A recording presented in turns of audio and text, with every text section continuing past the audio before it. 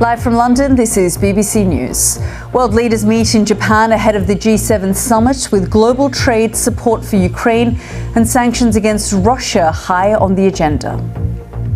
Ukraine says it fought off another major Russian air attack overnight, with almost all the incoming missiles destroyed. Thousands of ultra-nationalist Israelis are marching through Palestinian neighborhoods to mark the annual Jerusalem Day event. And the US state of Montana becomes the first in the country to ban social media platform TikTok on personal devices.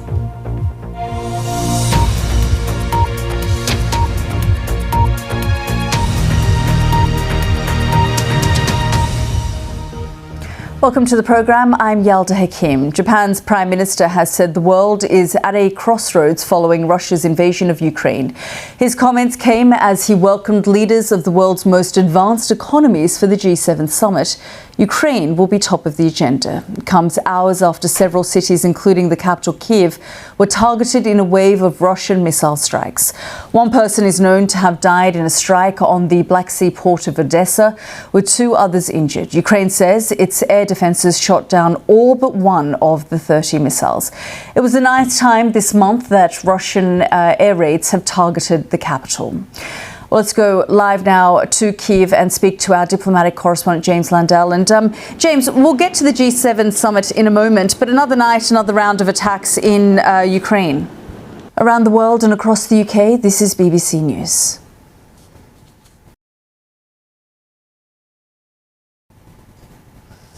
You're watching BBC News. In Israel, nationalists have attacked journalists covering a march through Palestinian neighbourhoods in occupied East Jerusalem. Stones, sticks and bottles were thrown at Palestinian and international reporters. Some Palestinians were also seen being attacked along the route, and marchers chanted racist slogans. Two people are said to have been injured.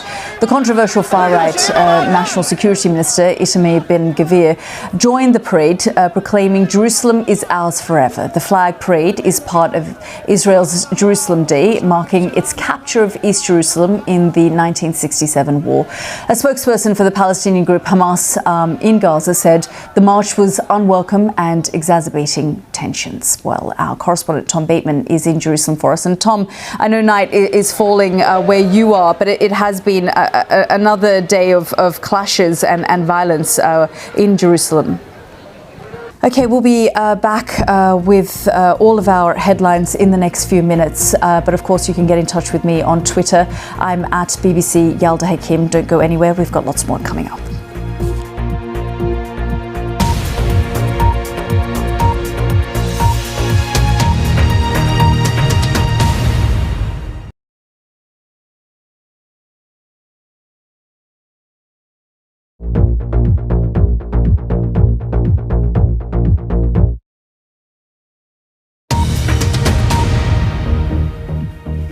This is BBC News, the headlines. World leaders meet in Japan ahead of the G7 summit with support for Ukraine and sanctions against Russia high on the agenda.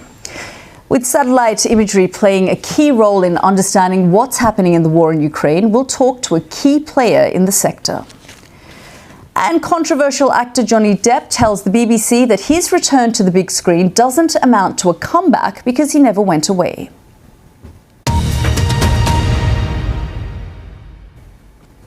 Welcome back to the programme. I'm Yalda Hakim. Let's just return to the war in Ukraine now. And as the two sides in the conflict ready themselves for an anticipated spring offensive, satellite imagery continues to play a key role in giving a clear view of the situation on the ground, both of the devastation that's been caused by the fighting and, since the very start of the war, a picture of the movement of troops and military equipment. For the public, these images have also served to debunk misinformation about the war, shining a light on some of the worst atrocities, such as the massacre in Bucha.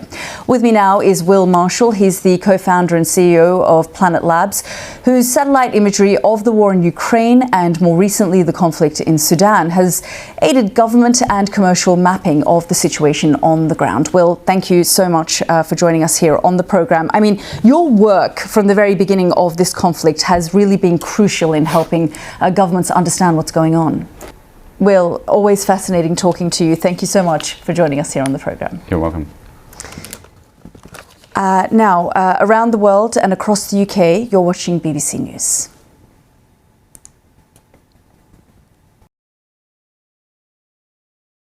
First thing he did after winning his match on home turf, giving his mum a big sweaty hug, of course. You're watching BBC News. Now, Montana has become the first US state to ban TikTok on personal devices after the government signed the ban into law. It comes 2 months after the CEO of TikTok was grilled by US lawmakers on Capitol Hill over concerns that TikTok's Chinese owner, ByteDance, could be able to access users' data or influence what Americans see on the app.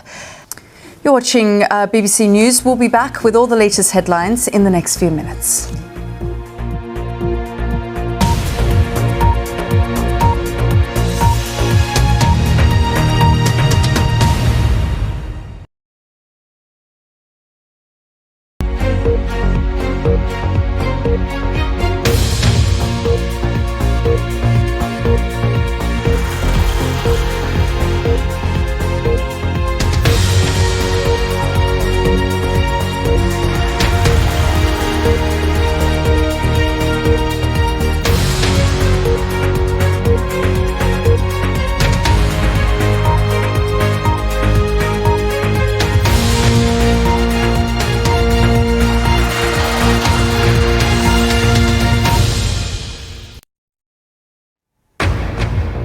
Live from London, this is BBC News.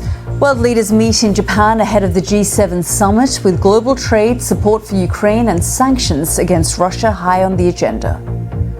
Ukraine says it fought off another major Russian air attack overnight with almost all the incoming missiles destroyed.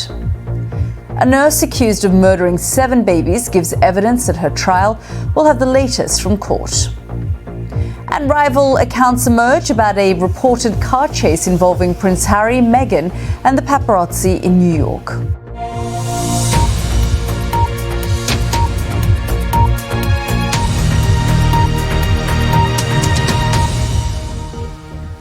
Welcome to the programme. I'm Yalda Hakim. Japan's Prime Minister has said the world is at a crossroads following Russia's invasion of Ukraine. His comments came as he welcomed leaders of the world's most advanced economies for the G7 summit. Ukraine will be top of the agenda.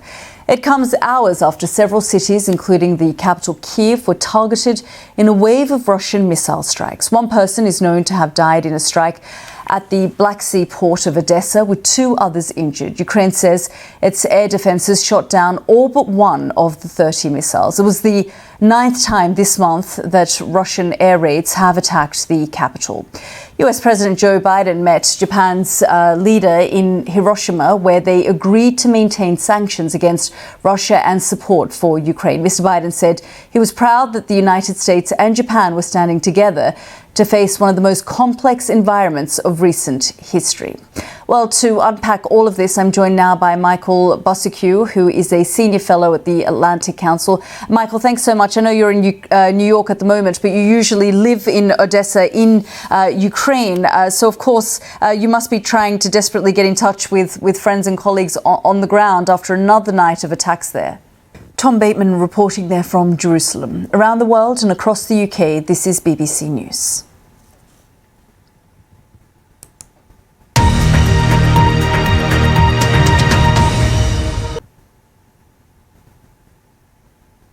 You're watching BBC News. To the US now, and the claim by the Duke and Duchess of Sussex that they were pursued by paparazzi photographers as they tried to leave an event in New York earlier this week.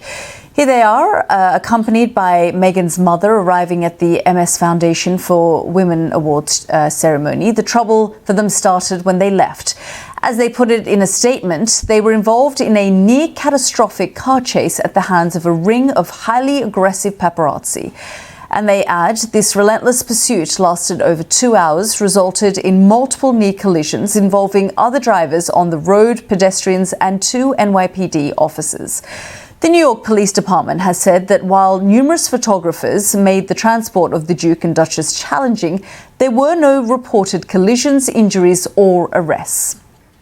You're absolutely right. I'm so sorry. I've got 15 seconds. I'm trying to try and keep you there. We'll try and pick this up in about 10 seconds' time. We'll be back in the next few minutes. Don't go anywhere.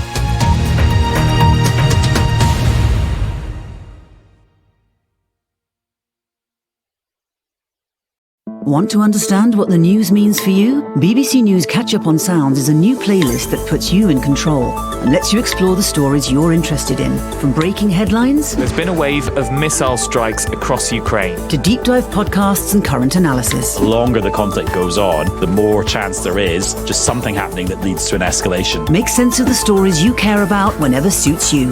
Open the BBC Sounds app, tap podcasts for News Catch Up.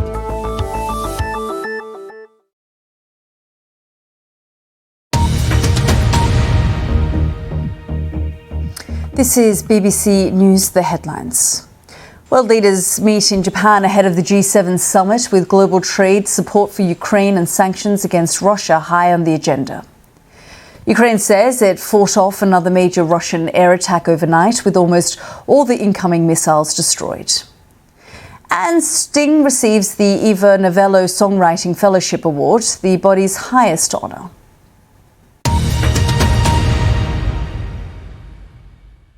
OK, let's return to the story we're covering in the last half hour, that supposed car chase involving Harry, Meghan and the paparazzi. Joining me now live again is Afia Hagen, a journalist and royal commentator. Thanks so much for staying on the line, Afia. I know that I didn't want to sort of abruptly end our conversation, but the point we were trying to make there was that there is a high level of interest. And I just wanted to get your sort of understanding of how much is sort of instigated by them and how much is the fault of the press.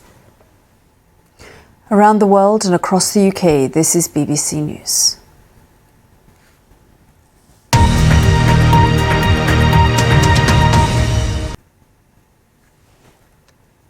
You're watching BBC News. Let's go to El Salvador now, where we're taking a deeper look at the president's crackdown on gangs. The country was once the murder capital of the world. For decades, rival gangs ruled the streets. But a year ago, the country's young, media-savvy president declared war on gangs, imposing emergency security measures and giving police sweeping powers of arrest. Well, thousands are now behind bars, and the country is transforming before people's eyes. But there's a dark side from view. Human rights groups are dismayed, as are relatives, at the thousands of people being arbitrarily arrested. And you can watch Will Grant's film Inside El Salvador's gang crackdown on BBC News this weekend. You're watching BBC News.